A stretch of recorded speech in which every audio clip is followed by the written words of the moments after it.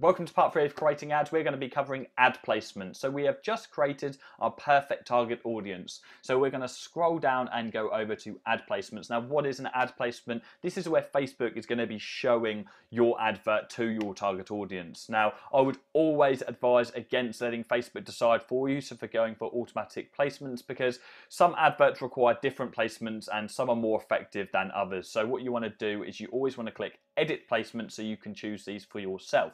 Now, you'll notice that we can choose device type, so we can choose whether our adverts display to mobile only or desktop users. I choose all devices because you want to pick up both of these traffic forms.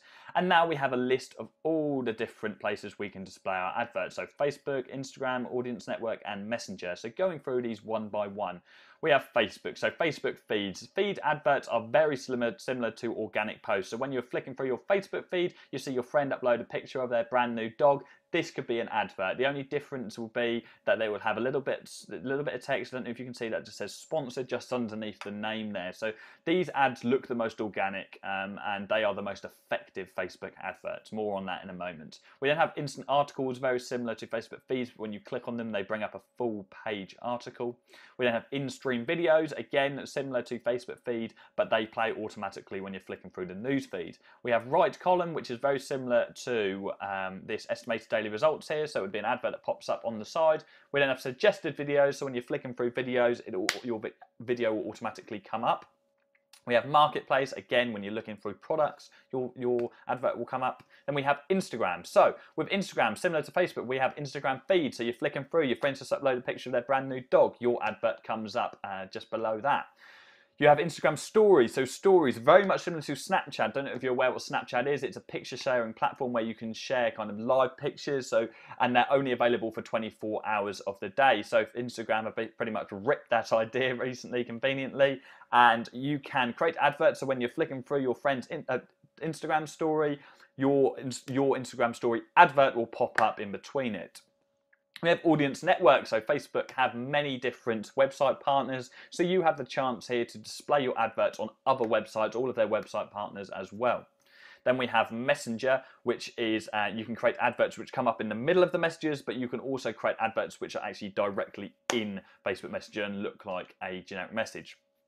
So when I'm creating adverts, I generally speaking 99% of the time I get rid of absolutely all of these placements and just keep Facebook feeds. I'll tell you why I do that. So if I'm doing in particular a Facebook engagement advert, so just like this, a photo advert, I will just do Facebook feeds because feeds convert the best. Like bottom line, Facebook feed adverts convert better than any other kind of placements on Facebook because they look the most like organic ads and organic posts, and people can be flicking through their page and they won't even realize that it's an advert until they see that sponsored bit. They grab people's attention, they look like organic posts, and they convert really, really well. So don't waste your time with any of the others if you're just doing like a photo advert and a photo engagement. Now, if you're doing videos, there's a little bit different. You want to include in-stream videos and suggested videos as well. Now, in-stream videos, they will come up on the news feed and they'll automatically play, which is really useful. But suggested videos, so when people are just flicking through all the different videos on their Facebook feed, your video will pop up then as well. So that's what you want to do for videos. But as I say, for photos, you just want to have them in your newsfeed. Same again for things like link sharing. So if you're trying to do traffic ads, driving people to your website, you want to do newsfeed ads. Okay, so get rid of the rest. If you want to learn more about the different ad types, if you want to experiment with them, by all means do.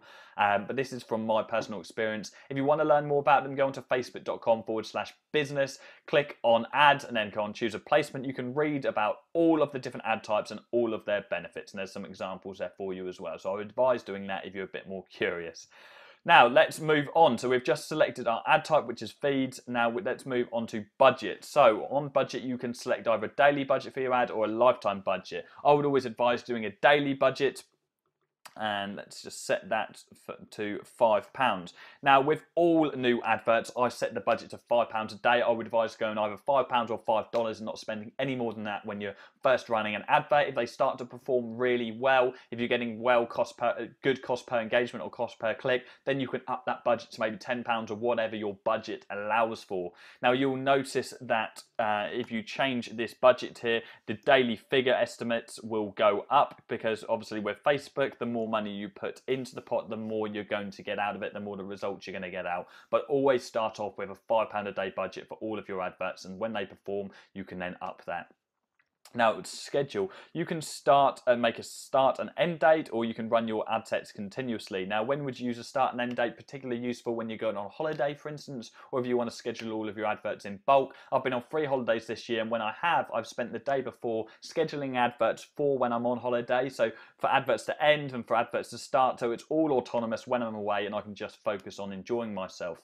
Now, just going back to budget quickly, I am going to cover that in much more detail when I move on to module 7, which is the marketing strategy examples. So bear in mind, wait for that. I'm going to go into how you can split your client advert spend, but for new adverts, just stick with £5 or $5 a day. So that's the end of part 3. Let's move on to part 4, which is writing great ad copy.